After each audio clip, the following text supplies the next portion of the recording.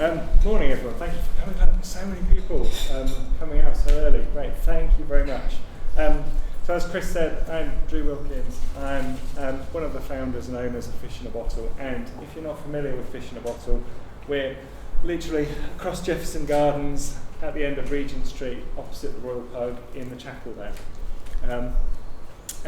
We've been going for about 16 years, and we produce all sorts of digital content for all sorts of people. So we're trusted with the visions of a wide range of people who want to see what their plans are come to life digitally. Now, wonder, what a broad topic. Thanks, Chris. So I started thinking about how I would address the topic of wonder. So a lot of the projects that we produce strive to elicit wonder in our audiences, and we do have a very wide range of audiences. And I'm going to share a few of those projects with you that I think have succeeded. We don't always succeed, but succeeded in delivering kind of wonder to the people that we've targeted.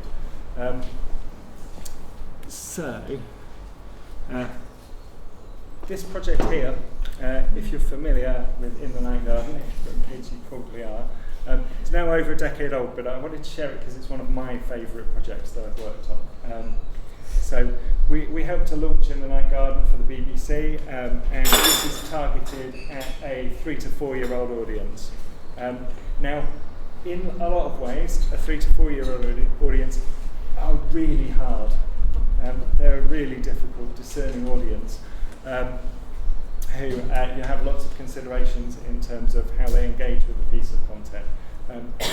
But in terms of eliciting wonder, they're really easy. And it's kind of interesting, and I wanted to start here because we're kind of looking at wonder in terms of an adult audience, but I wanted to start with a younger audience because they come into something with no baggage. They're not skeptical. They come in to an experience already geared up to experience a sense of wonder. So, I'll segue slightly. We did user testing of this, and it's my favourite piece of user testing that we've ever done. We tested it for half an hour with a group of these young children, and at the end of that half an hour, we took the experience away and they all cried. It's like, that's when I knew we'd done good. So it's a great experience. But say it's harder when you're dealing with an adult audience. What does wonder mean after childhood? Because we gather all this baggage as we go through life. We start kind of becoming more jaded. We've seen it all. We don't go in the mindset for experiencing wonder in quite the same way you do as a child. So I was going to share a couple of projects where I think we've kind of managed to elicit a sense of wonder from an adult audience, or one of them I hope we do because it's not actually live yet, but I think it's quite nice. But before that, I was trying to think about when I last experienced a real sense of wonder. Does anyone know what this is? Yep. Okay, one person. I haven't seen it. Now see, I didn't know what this is, and I did see it. So I'm going to tell you a story of my holiday. So last month, I was on holiday in Wales. We arrived really late, so about 1 o'clock in the morning, and I was quietly unloading the car. And as I was walking backwards and forwards, there was something in the sky, and I was like, what is that? And first of all thinking, is it some kind of comet, some kind of meteor? And it came across the sky in front of me, and I stood there watching it, and genuinely a sense of wonder. And then I realised what it was. So about 2 days before I went on holiday, SpaceX released 60 satellites into orbit all together that are going to spread out, but they hadn't at that time.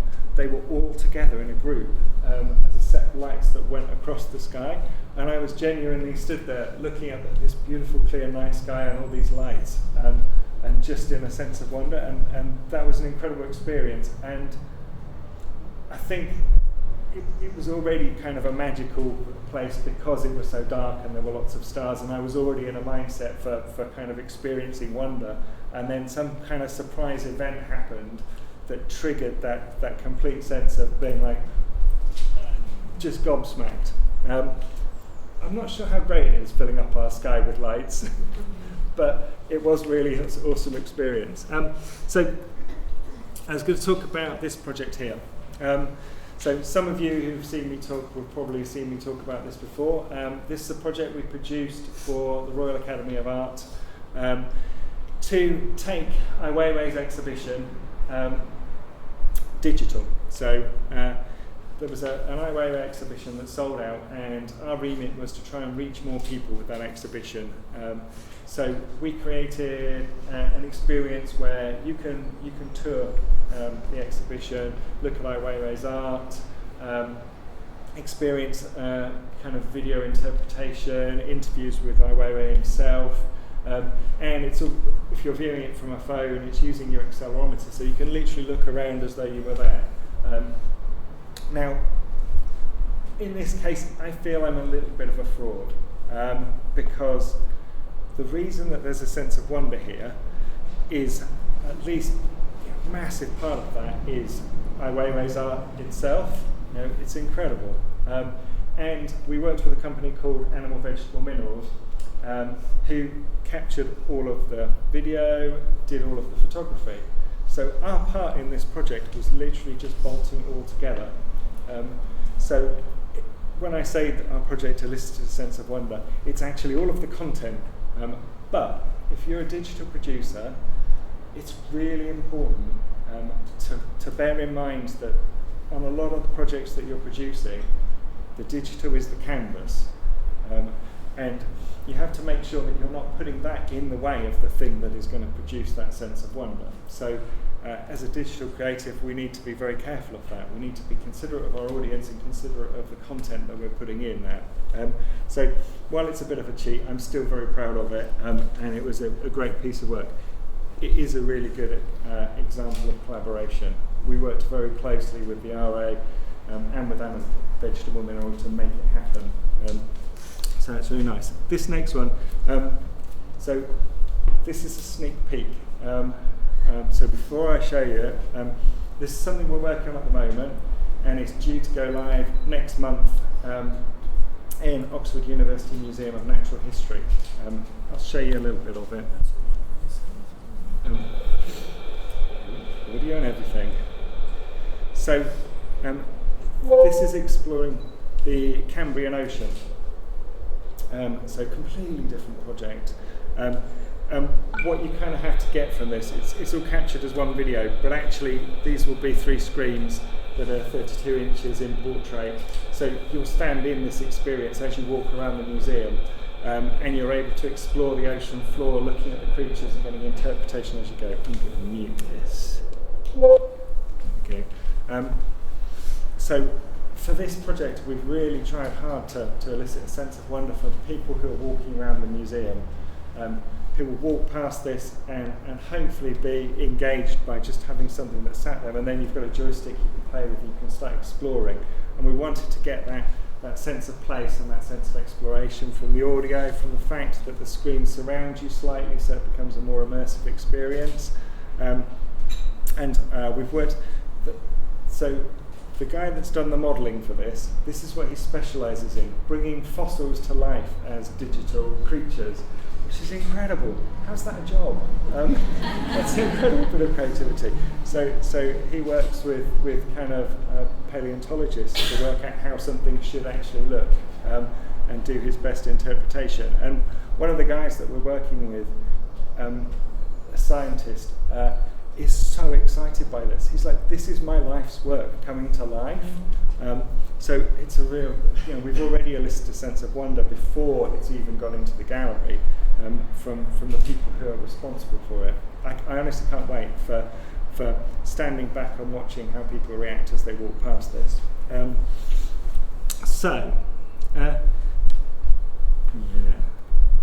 Here we go. So I consider myself to be a really creative person, exceptionally creative. I come up with ideas all the time, and I'm constantly thinking of new things.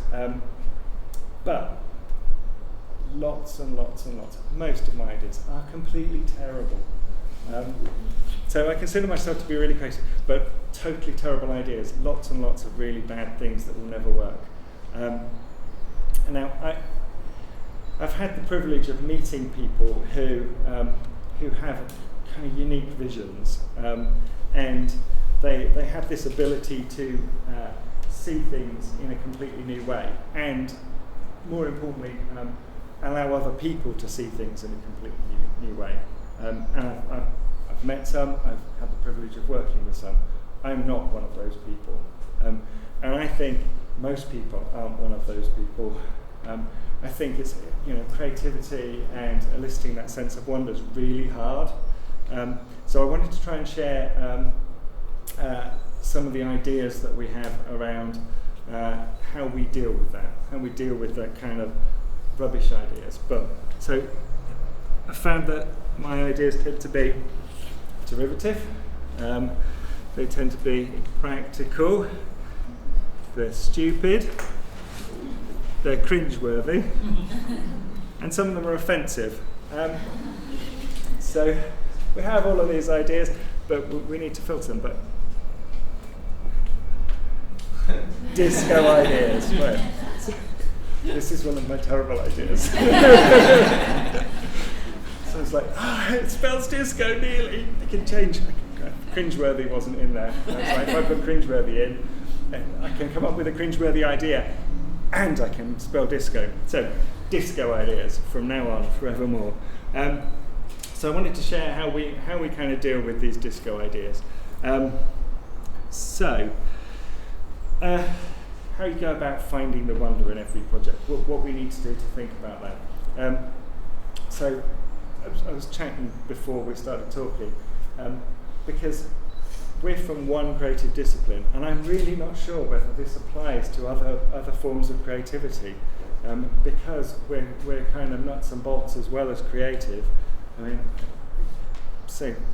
talking to Chris the other week, another instance of a sense of wonder was I was in Vitso's building watching Motion House, kind of rehearsing and practicing, and I remember sitting back thinking, their creative process is totally different to mine. I can see them working out moves and doing stuff and figuring things out, and that's not quite how we work, but maybe some of the stuff that we do applies to that same process anyway, just in a slightly different way. So the first couple of things that I think we do and do really well and get right. So these are some photos from our office. They're a little bit old now actually, but so that's our office in the snow. And people. So people are really important.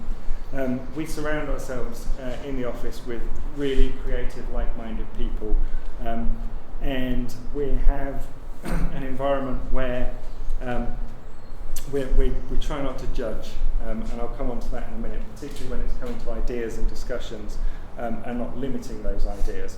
So kind of the disco ideas are fine.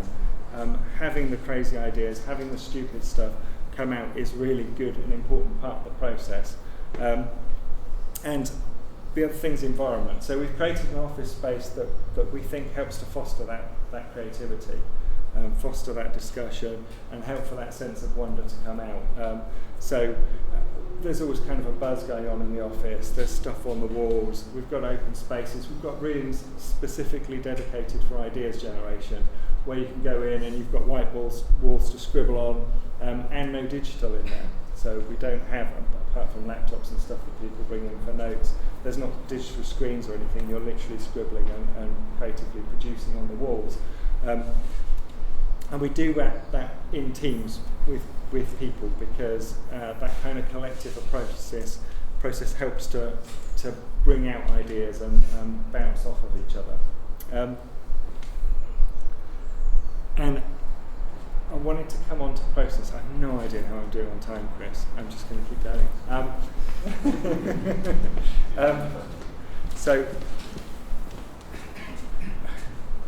process is a really interesting one when you're dealing with creativity, because your first response is like, doesn't process limit creativity? Isn't that a thing that immediately cuts creativity off? And we've got a thing that we work through to be creative. And that's how we have to do it. We're not having those kind of moments of inspiration. But no, it's really important from our point of view, because it actually stops the limiting of creativity. We have, and I'll literally show you our creative process in a minute. We have a section where any idea goes, and as many ideas as possible are critical to get up on that board and start working through it, because it's very easy to be judgmental really early on in the process and dismiss ideas. So get rid of those disco ideas really early. But actually, quite a lot of the disco ideas, when you start looking at them and combine them in different ways, become something else. So quite a lot of the time, our craziest ideas, we end up taking something from them. So it's important to capture all of that, put all of that out there, and not be afraid to be spouting something that everyone else thinks is ridiculous, and have an environment that allows that sense of the ridiculous to go up there on the wall, and then allow you to just kind of step back and process it. So here is our creative process, which looks a bit boring. We should be more creative in how we present our creative process. But I'll talk through really quickly kind of the stages of it. It's not so much important about what we do, particularly I think if it's applying to different creative disciplines. I think it's kind of the stages that will be useful to you. So we have a preparation phase. That's where we start looking at defining what we're trying to achieve. What's the thing that we need to do, and what are the criteria for that? So how will that succeed? So we're producing this thing, what does success look like? If we get to the end of this, what do we want to achieve out of this? Because those are the criteria that we're going to use to judge the ideas that we produce. Do they meet these criteria? Do they exceed them? So it's a whole preparation and definition phase before we start doing anything. Because I think one of the other dangers of being creative is that you jump straight to the end of the process and start producing something before you've thought about what you actually want to produce, and how you want to produce it, and who your audience are, or why you're doing it. So it's really important to have a process that pauses that and lets you take some time to think about it before you jump in. We then do a set of research and knowledge gathering. So now we've defined our criteria, what else do we need to know to come up with ideas to help us do that? So we'll literally all research different things, present different things, get a list of information that we need on the board, and then we stop. We stop at that point, because this is all kind of much more process driven and less creative, but you need to kind of then take a break and all go away, even if it's just for a short time, go and grab a coffee, or potentially we'll even leave it days, and then we come back to this set of criteria, but we brainstorm. And we'll do stuff that'll be, right, now we get all of the ideas out, everything. And I think I put derivative at the top of the list, not because it spells disco, though that was a happy coincidence, but I think the derivative ideas come out first. Invariably, when I'm doing this kind of session, when I'm involved in anything, it'll be the thing that I saw last that I got excited about is the thing that's the idea that I put on the board first. And then it'll be the next thing and the next thing. And it usually takes about 5 or 6 ideas, 5 or 6 things before I run out of the stuff that I was just thinking about anyway. And then need to start thinking of new things and actually engaging with what we're trying to deliver. So it's a really important process to kind of dump all of that, and it gets rid of some of that baggage, and starts getting you into a position where you can start seeking the wonder and finding how we can deliver this. And you do that collectively.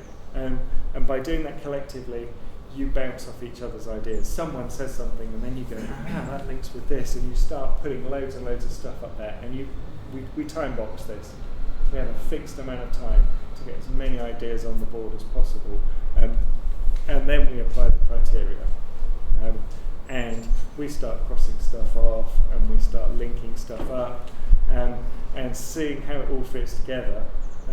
and then we assess that against the criteria and decide, have we got any good ideas? And if we haven't, we go round again. And you do the process again. Does it fit? So, as I say, I don't know how that applies to everyone, but I think these stages should.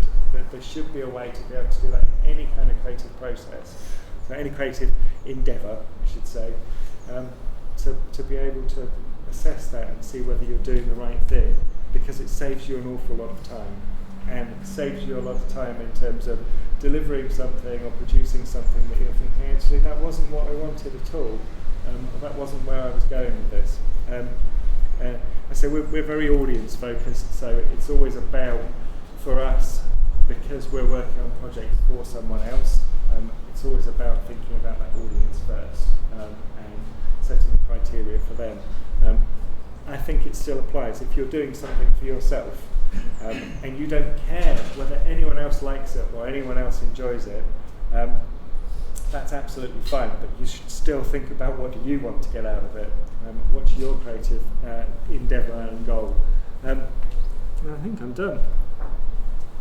If there are any questions, thank you.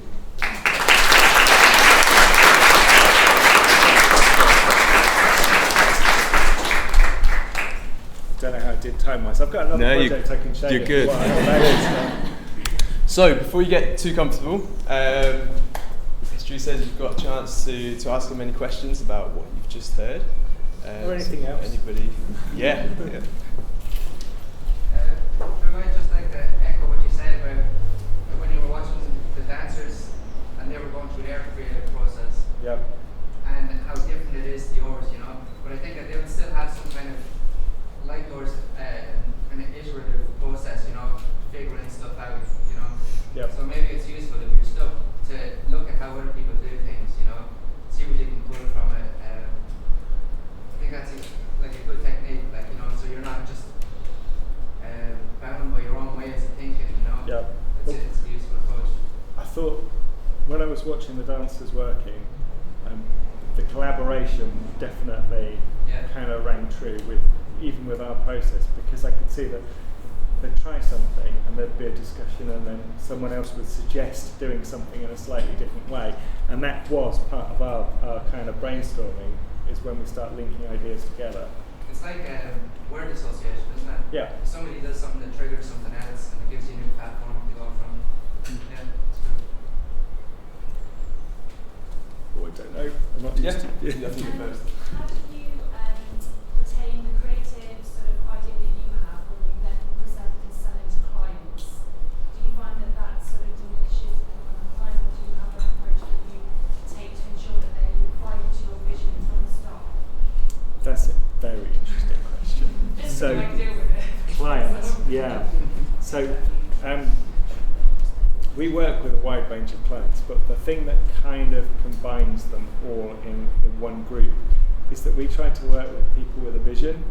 So we're trying to find people who have an idea, something that they want to achieve, but don't necessarily know how to achieve it. And the best kind of client relationships that we have are when the client's in the room for those creative processes, and when we go in and present them and work with them, and that evolves. So kind of Cambrian divers are really good example of that. We work very closely with the Oxford University Museum on coming up with ideas and how that's going to be approached.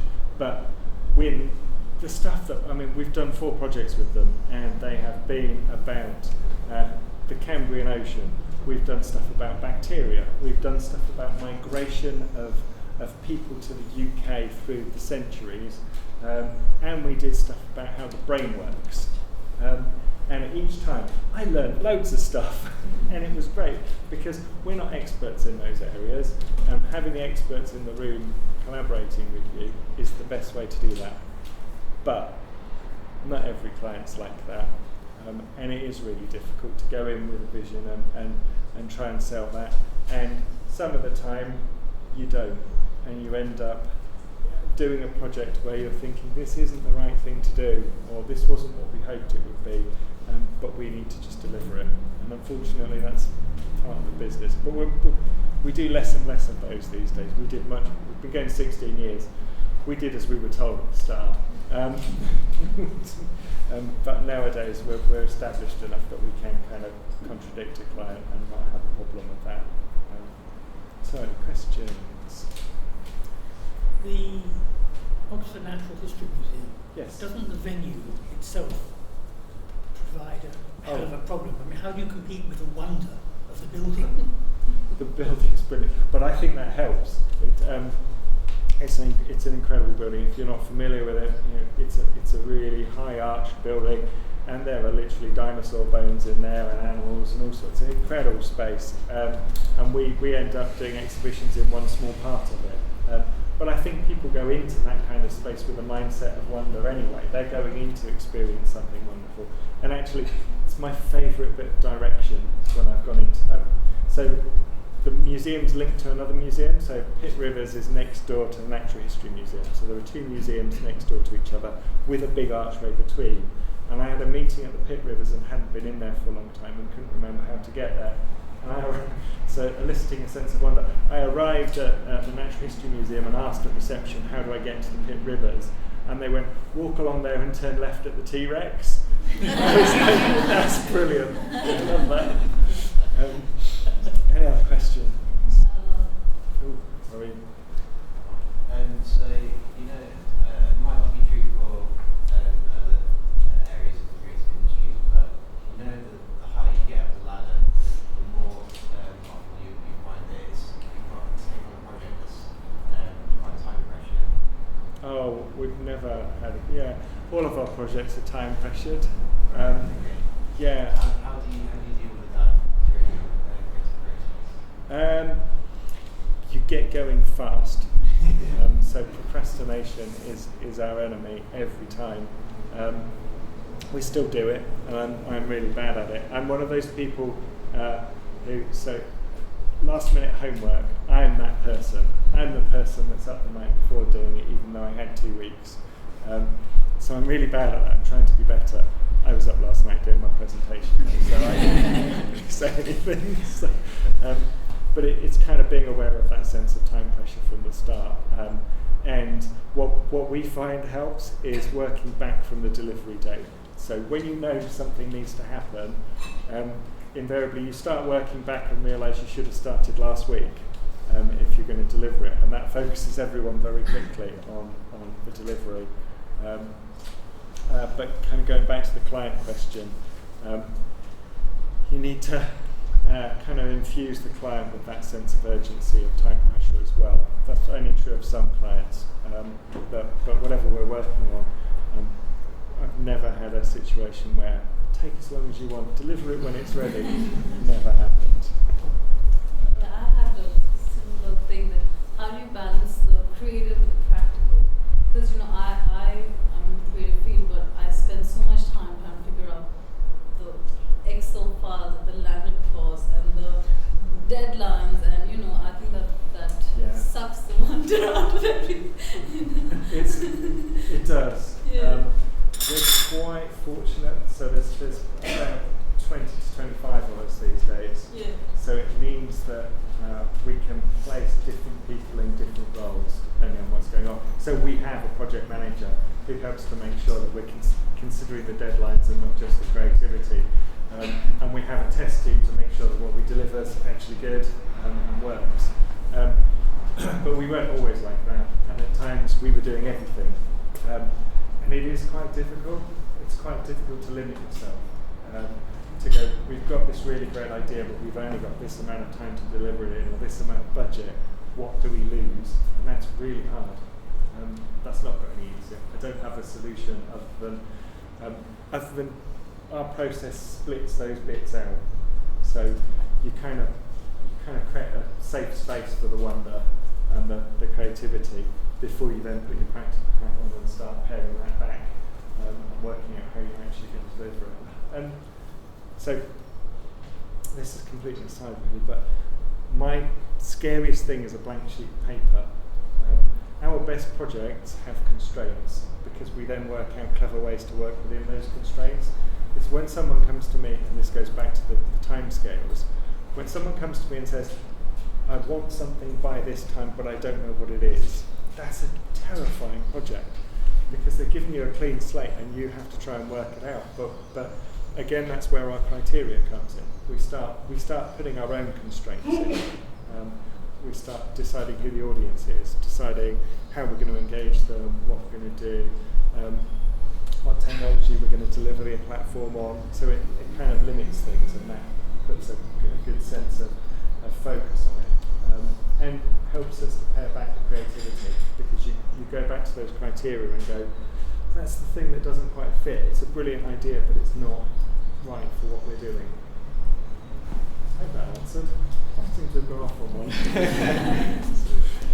Yeah. Cheers. I think that's time for just questions. Grab me afterwards. I'm more happy to be around. Yeah. Amazing. Thank you, Drew. Thank you.